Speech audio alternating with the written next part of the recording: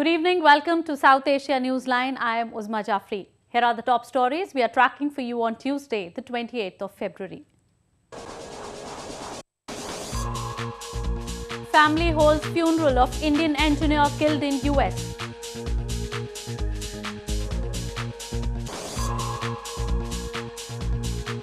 People in Pakistani Kashmir protest against inaction by government into crimes.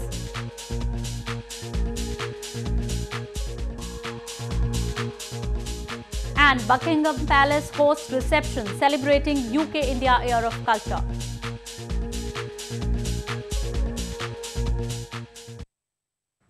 And now for all the details. The cremation of the Indian engineer killed in the US was held on Tuesday at his hometown in Hyderabad city in southern India. The techie was killed in an apparent hate crime in Kansas last week.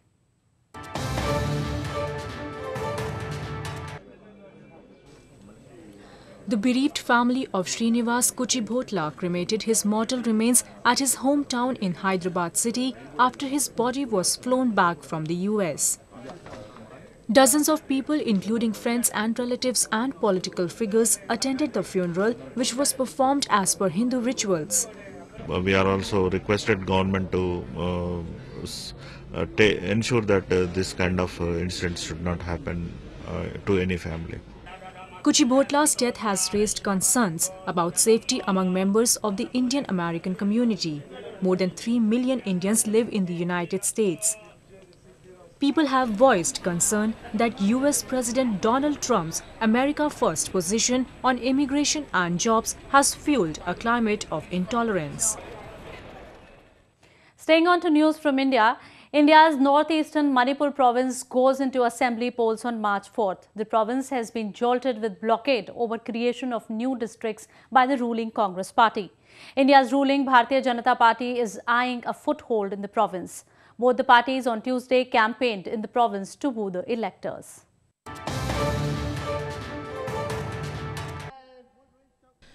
President of India's ruling Bharatiya Janata Party, or the BJP, Amit Shah, on Tuesday addressed a rally in capital Imphal of northeastern Manipur province. The BJP is hoping to unseat Congress's incumbent Chief Minister, Okram Ibobi Singh, who has ruled the province uninterrupted for 15 years. Taking a jibe at Congress party, Shah blamed Chief Minister Ibobi for poor law and order situation, youth unemployment and the non-development of the province. Bharatiya Janata party ये भी मानती है कि आजादी के 70 साल के बाद ये नॉर्थ ईस्ट और मणिपुर का विकास जितना होना चाहिए था उसमें कुछ नहीं हुआ है। नॉर्थ ईस्ट के राज्य काफी पिछड़ गए और नॉर्थ ईस्ट के राज्यों के लिए जो धन फंड दिल्ली से भेजा गया वो पूरा का पूरा भ्रष्टाचार की बलि चढ़ गया है। Manipur province in recent times witnessed large-scale unrest over issues, including the inner line permit system, creation of 7 new districts by the Ibobi government. Meanwhile, Congress Vice President Rahul Gandhi also addressed a rally in Hafta Kangjebung town, trying his best to strike a chord with the voters.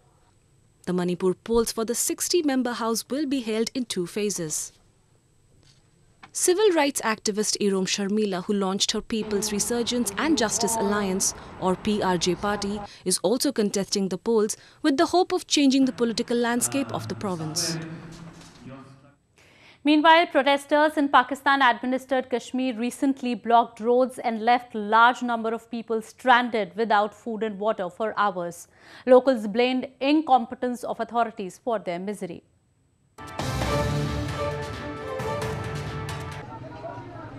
Locals of Pakistan-administered Kashmir were recently stranded on roads as protesters burnt tires on roads and blocked traffic.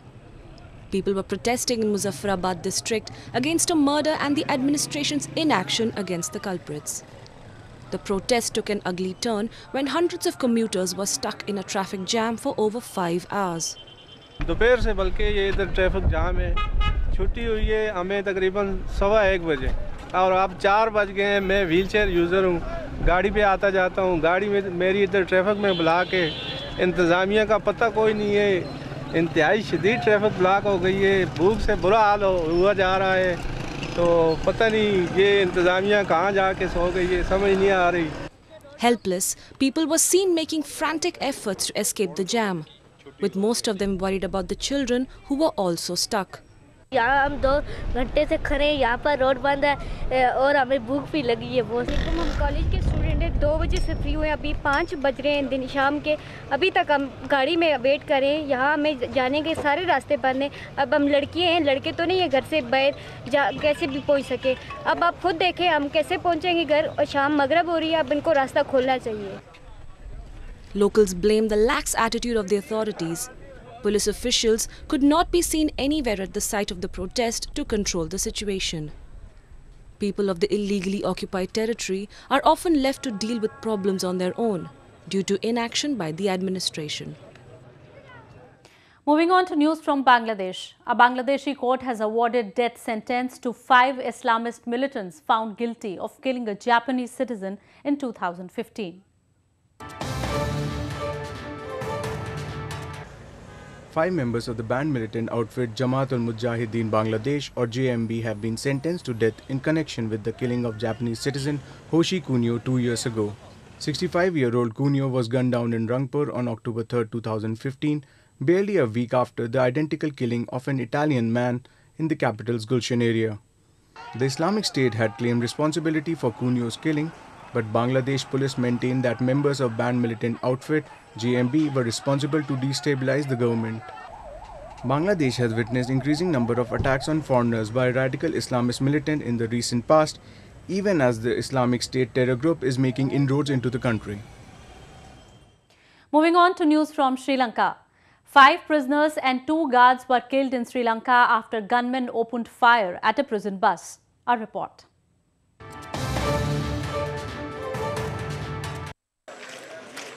Seven people were killed when gunmen attacked a prison bus near the town of Kalutara city in Sri Lanka. The bus was transporting a prominent underworld suspect and other prisoners to court. Police said that the investigations have already revealed that the attack was a result of a long-standing dispute between 2 gangs.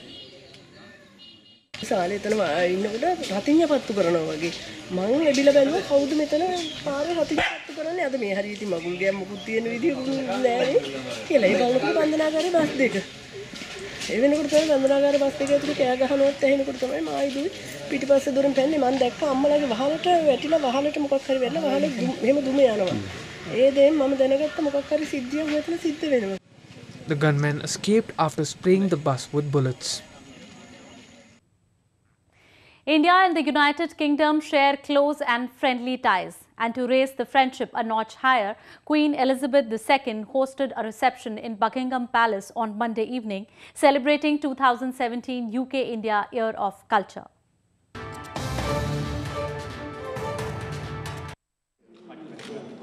The Duke of Edinburgh and the Duke and Duchess of Cambridge, among other royals, were also present during the reception hosted by Queen Elizabeth II. The reception marked the launch of the Year of Culture, an event that will celebrate the deep cultural ties between the 2 countries through a series of year-long events and exhibitions in both countries. Indian celebrities including Vikas Khanna, an award-winning Michelin-starred Indian chef, was also in attendance and interacted with the royals.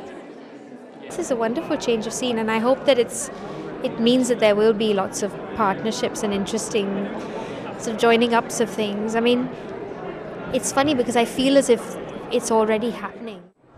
It's very important. I think we've had a relationship, of course, that is, 250, 260 years old. And Indian culture is one that is getting a lot of global attention at the moment. And to have the country of England and the Queen and the government behind us is very important. And to be a part of it as an Indian artist is really a dream for me. UK-India Year of Culture 2017 is a year-long program of events and exhibitions organised by the British Council together with the Indian High Commission in London. As part of the celebrations, a colourful projection was cast across the exterior of Buckingham Palace, featuring a peacock, the national bird of India. In a new move, students of India's Kashmir were provided with e-learning facilities to prepare for competitive exams at the national level. Youngsters enthusiastically participated in the inaugural seminar.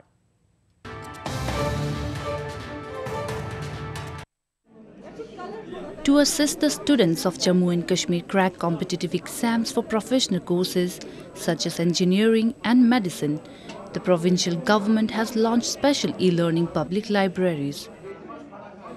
Books, laptops and iPads have also been made available for use by students free of cost. The courses have been specially designed by scholars from prestigious universities from the country. This is a move to reinvent libraries as learning centers free of cost for youth. अभी हमने youth के लिए किया है, क्योंकि अगर देखा जाए तो आज के youth के पास शाम को दिन को करने को ही नहीं, ना सिनेमाज ना थिएटर्स हैं, तो public spaces को revive करने की इसी. The students have to simply visit the nearest library, fill a form and avail the facility of computers and the digitized study material. They will be accessed online and will be able to track their progress constantly.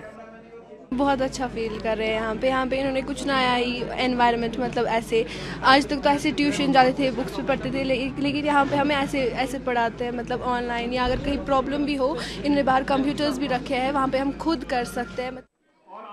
Under the novel initiative, learning material, including video lectures, e-books and written notes shall be made available in all the government libraries across the province to facilitate students. Well, that's the way it was in South Asia this evening. Before we conclude, the top stories once again. Family holds funeral of Indian engineer killed in US.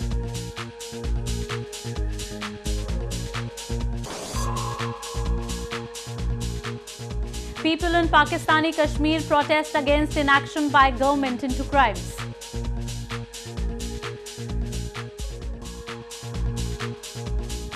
And Buckingham Palace hosts reception celebrating UK-India Year of Culture.